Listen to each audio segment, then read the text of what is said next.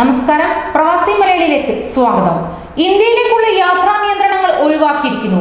ഈ വിസയും tourist medical വിസകളും ഒഴികെയുള്ളവയാണ് ഈ ഘട്ടത്തിൽ അനുവദിക്കുകയെന്ന് ആഭ്യന്തര മന്ത്രാലയം അറിയിച്ചിരിക്കുന്നു. അതേസമയം യാത്ര ചെയ്യുന്നവർക്ക് ക്വാറന്റൈൻ ഉൾപ്പെടെയുള്ള കോവിഡ് സുരക്ഷാ മാനദണ്ഡങ്ങൾ ബാധകമാണ്.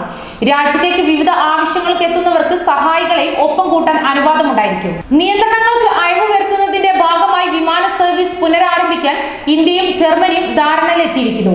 എയർ ഇന്ത്യ ജർമ്മനിയുടെ ലുഫ്താൻസയും സർവീസ് ആരംഭിക്കുകയും ചെയ്തു. ഇന്ത്യയിലേക്ക് വരാനും പോകാനും ആഗ്രഹിക്കുന്ന വിദേശികൾക്കും ഇന്ത്യൻ വംശജർക്കും കൂടുതൽ വിഭാഗങ്ങളിലെ വിസ യാത്രാ നിയന്ത്രണങ്ങളിൽ ഘട്ടം ഘട്ടമായി ഇളവുകൾ നൽകാൻ തീരുമാനിച്ചതായി കേന്ദ്ര ആഭ്യന്തര മന്ത്രാലയം അറിയിച്ചിരിക്കുന്നു.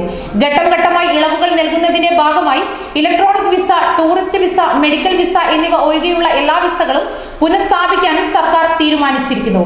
വിസ കാലാവധി കഴിഞ്ഞെങ്കിൽ പുതിയതിന് അപേക്ഷിക്കാം. Overseas citizens of India, personal of India origin കാർഡുള്ളവർക്കും വിദേശികൾക്കും ടൂറിസം ഒഴികെയുള്ള ആവശ്യങ്ങൾക്ക് രാജ്യത്തേക്ക് വരാം.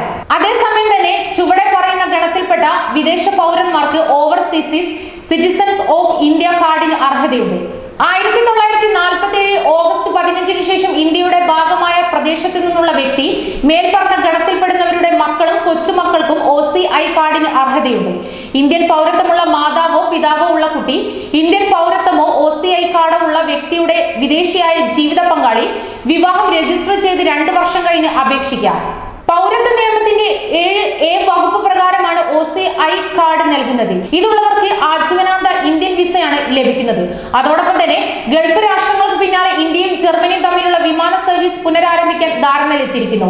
ഡൽഹി, ബംഗളൂർ, മുംബൈ എന്നിവിടങ്ങളിൽ നിന്ന് എയർ ഇന്ത്യ ആഴ്ചയിൽ 7 സർവീസുകളാണ് നടത്തുന്നത്. എയർ ഇന്ത്യയും ജർമ്മനിയുടെ ലുഫ്താൻസയും ഇരുഭാഗത്തേക്കും സർവീസ് ആരംഭിച്ചിരിക്കുന്നു. ലുഫ്താൻസ 10 സർവീസുകളാണ് നടത്തുന്നത്. ലുഫ്താൻസയുടെ ആദ്യ വിമാനം ബുധനാഴ്ച ബംഗളൂരിൽ ഇറങ്ങുകയും ചെയ്തു. ഒപ്പം എയർ ഇന്ത്യ വിമാനം ഇന്നലെ രാത്രി മുംബൈയിൽ നിന്ന് ഫ്രാങ്ക്ഫർട്ടിലേക്ക് പുറപ്പെട്ടു.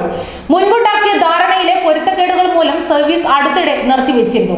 എന്നാൽ പുതിയ വിസയുള്ള വിദേശികൾക്ക് നിലവിൽ ഒമാനിലേക്ക് യാത്ര ചെയ്യാനാകില്ലെന്ന് വിമാന കമ്പനികൾ അറിയിച്ചു. ഇമിഗ്രേഷൻ വിഭാഗത്തിന്റെ മാർഗനിർദ്ദേശങ്ങളുടെ അടിസ്ഥാനത്തിലാണ് എയർ ഇന്ത്യ എക്സ്പ്രസ്, ഇൻഡിഗോ എന്നിവയുടെ മുന്നറിയിപ്പ്.